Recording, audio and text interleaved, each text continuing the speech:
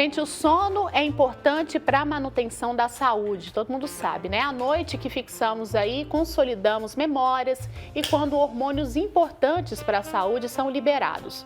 Um novo estudo publicado no Jornal de Psicologia Infantil e Psiquiatria mostrou que dormir bem tem um papel fundamental na saúde mental dos adolescentes.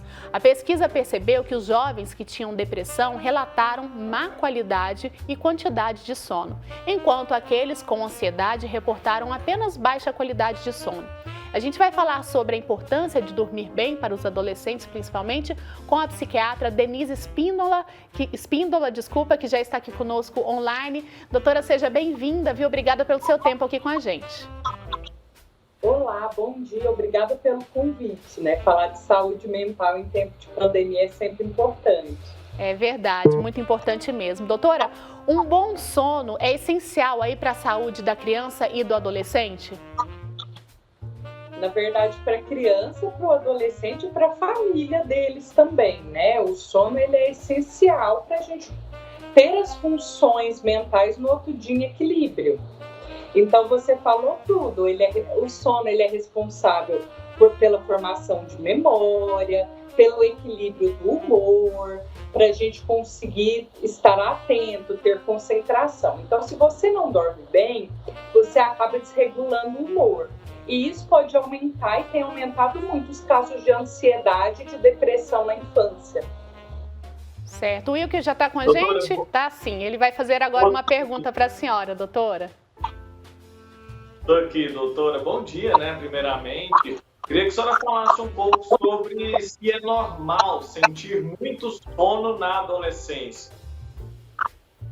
Sim, isso é normal, né? De acordo com que a gente vai crescendo, o bebê ele tem uma necessidade de sono muito maior, né? O bebezinho do primeiro ano de vida. Quando a gente fala de adolescentes, eles aumentam a necessidade de sono naturalmente também, porque é aí que ele vai produzir os hormônios do crescimento. Ah, bacana, interessante isso, doutora. E em relação àquelas questões que podem prejudicar o sono na adolescência, o que pode afetar essa qualidade no sono deles?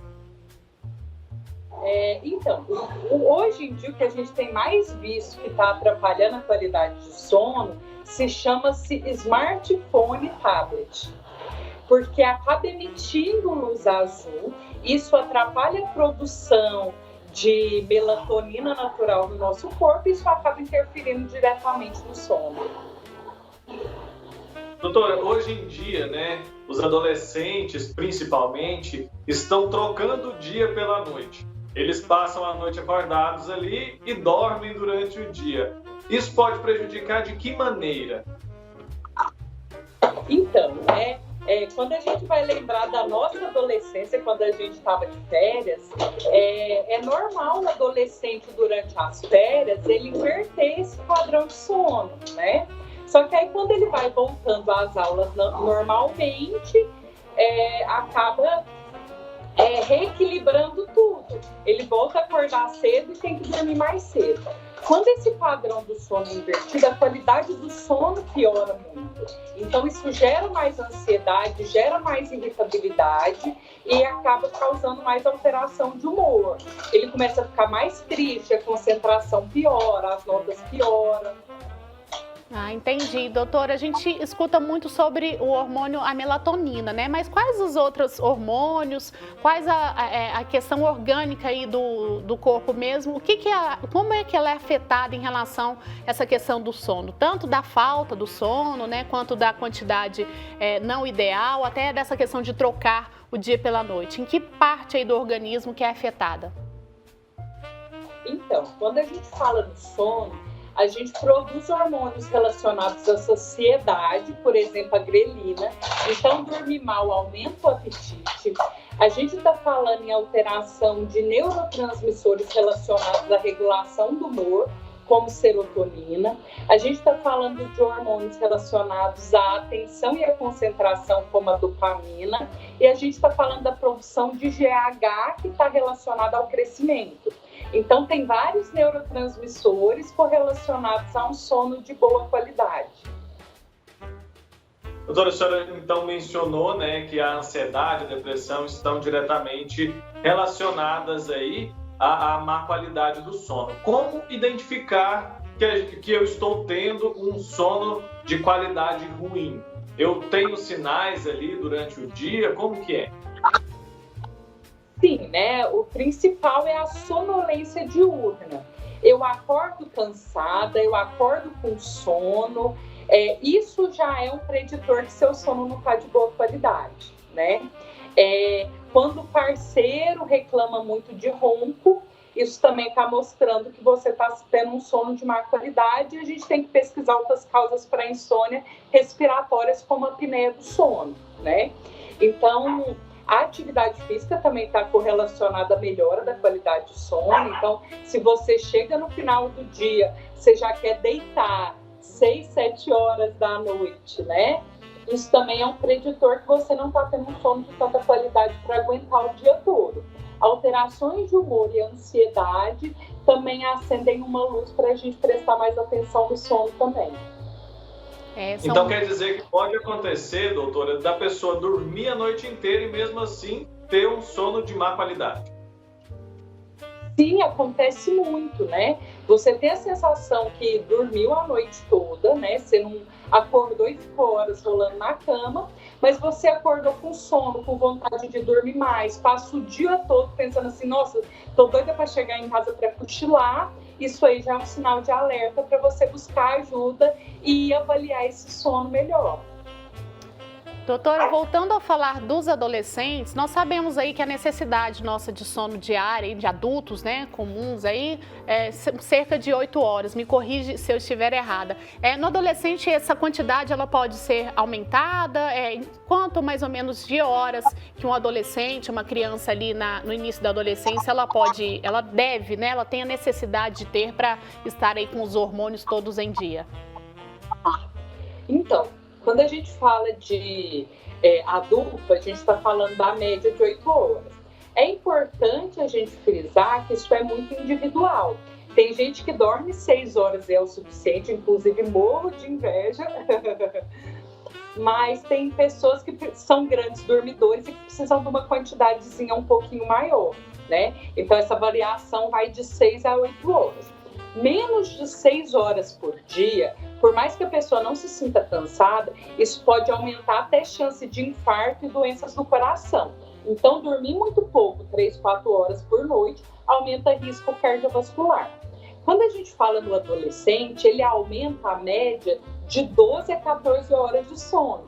Então, é normal o adolescente dormir à noite, estudar pela manhã e ainda querer dormir depois do almoço. É normal, é habitual. Né? Mais de 14 horas, aí a gente já fica preocupada, pode estar tendo um aumento de sono, né? Por causas depressivas ou ansiedade, ou mesmo pode estar tendo sono de má qualidade. Tá certo. E quais são as doenças psíquicas mais comuns ali entre os adolescentes e quais sinais eles dão ali de que estão com alguma doença psíquica? Então, né, qualquer mudança abrupta de comportamento é um sinal de alerta. Então, o adolescente que ele é tranquilo e ele começa a ficar muito irritado, muito nervoso, é um sinal de alerta, né? Um adolescente que ele é até mais irritado, porque é normal um pouquinho de irritabilidade da adolescência, mas ele começa a ficar muito quietinho, muito calado, é um sinal de alerta, né? Mas na pandemia a gente tem visto muita ansiedade e depressão, mas normalmente na faixa etária da adolescência a gente vê muito distúrbio de aprendizagem, distúrbio de linguagem, o transtorno de déficit de atenção e hiperatividade também, que pode estar junto com ansiedade e depressão também.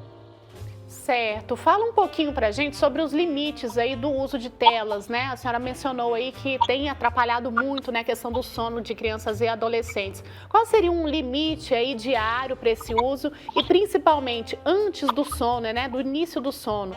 Porque eu sei que é quase que inevitável, né, a pessoa, o adolescente usar, né, as telas hoje em dia até para estudar. Eles estão usando muito, principalmente agora na pandemia. Mas ali no momento que vai dormir, quanto tempo antes que ele tem que realmente se desligar completamente dessas telas para que o sono seja de qualidade, doutora?